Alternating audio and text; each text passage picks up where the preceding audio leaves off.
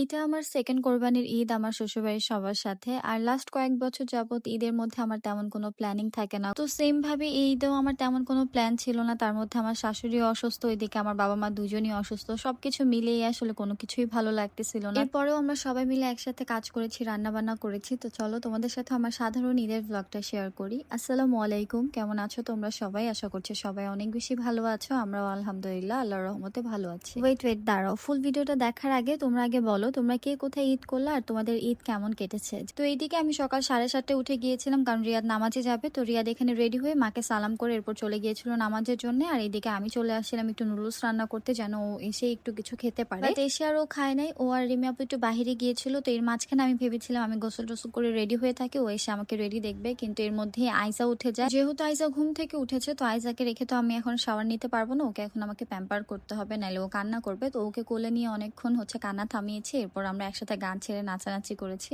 তো এরপর আমি ভাবলাম যেহেতু আইজা এখন নর্মাল হয়েছে, আমি রোস্টের যে মুরগিগুলো এগুলো ধুয়ে ভেজে নেই। তো এখানে আমি চালও ধুয়ে নিয়েছিলাম। আর এইদিকে দেখো রিয়াদ এসে গেম খেলা শুরু করে দিয়েছে। তো এরপর যেহেতু আমার একটু কাজ গোছানো হয়ে গেছে, তো এই সুযোগে আমি যে শাওয়ার করে চলে এসে আগে মার কাছে চলে গিয়েছিলাম, সালাম করে ঈদ মোবারক জানিয়েছি। কারণ ঈদের সময় আসলে শাওয়ার করে নতুন জামা না পরে ঈদ মোবারক বলতে ভালো লাগে না।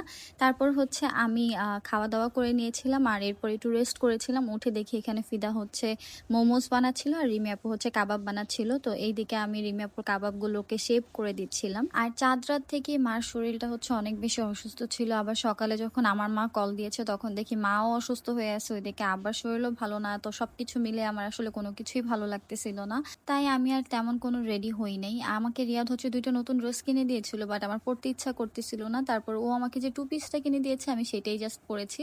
বাসা থেকেও সবাই বলতেছিল যে একটু নতুন জামা পর, রেডি হ, বাট আমার ভালো লাগতেছিল না কেন যেন। আমার বাসার সবাইকেও মিস করতেছিলাম। এখন বাসার সবাইকে তো বলতেও পারি না যে আমার খারাপ লাগতেছে, কারণ এটা শুনলে আবার তাদের খারাপ লাগবে। তো যাই হোক, ব্যাপার না। তো এখানে রাতের বেলা আমি, রিয়াদ আর রিমি আপু মিলে বনলতা এক্সপ্রেস দেখতেছিলাম।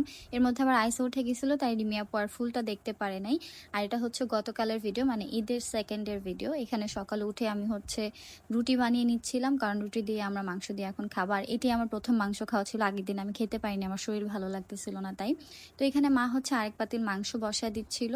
আর এরপরে যে আমি এখন আমার নাস্তাটা খাচ্ছিলাম। তরকারিটা মাশাআল্লাহ অনেক মজা হয়েছিল।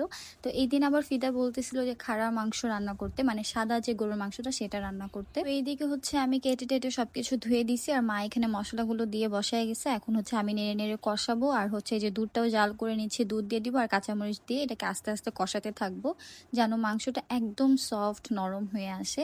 আর যেহেতু এটাতে কোনো গুঁড়ামরিচ দেওয়া হয় না, পুরাটাই কাঁচামরিচের উপরেই রান্না করতে হয়, সেই জন্য কাঁচামরিচটা একটু বেশি দিতে হয়। তো এখানে আমি এতগুলা কাঁচামরিচ দেওয়ার পরেও ঝাল হয়নি, এরপর আমি আবার কাঁচামরিচ দিয়েছিলাম। তো যাই হোক, এরপর আমি এখানে পোলাও রান্না করতেছিলাম। এটা আমার লাইফের প্রথমবার মনে হয় আমি পোলাও রান্না করতেছি। ও না, আমি আমার বাসায় একবার চিকেন বিরিয়ানি করেছিলাম, তখন আলাদাভাবে পোলাওটা করেছিলাম। বাট তখন আমাকে আমার ছোট জেঠি হেল্প করছিল। বাট এদিন আমি একাই রান্না করতে চেয়েছিলাম, কারণ একা রান্না না করলে শিখবো কবে। তো যাই হোক, মাশাআল্লাহ ভালোই হয়েছিল, ঝরঝরা হয়েছিল। তো এখানে আমি আবার ভাত না খেয়ে আগে চা আর বিস্কিট খেয়েছিলাম। এরপর শাওয়ার করে এসে এরপর লাঞ্চ করেছি। আর এখানে ফিদা আবার সন্ধ্যাবেলা কালকে এরকম পাকোড়া বানিয়েছিল গরুর মাংস আর আলু দিয়ে, কি যেন অনেক কিছু দিয়ে বানাইছে। তো এখানে আবার মা পুডিং বানিয়েছে, শেষে রিমি আপু সবকিছু করেছে, যেহেতু মার শরীর ভালো ছিল না। তো যাই হোক, আজকে ভিডিওটা এই পর্যন্তই ছিল। দেখা হবে তোমাদের সাথে নেক্সট ভিডিওতে। তোমাদের ঈদ কেমন কাটলো অবশ্যই আমাকে জানাতে ভুলো না। সবাই ভালো থাকো, সুস্থ থাকো। আল্লাহ হাফেজ।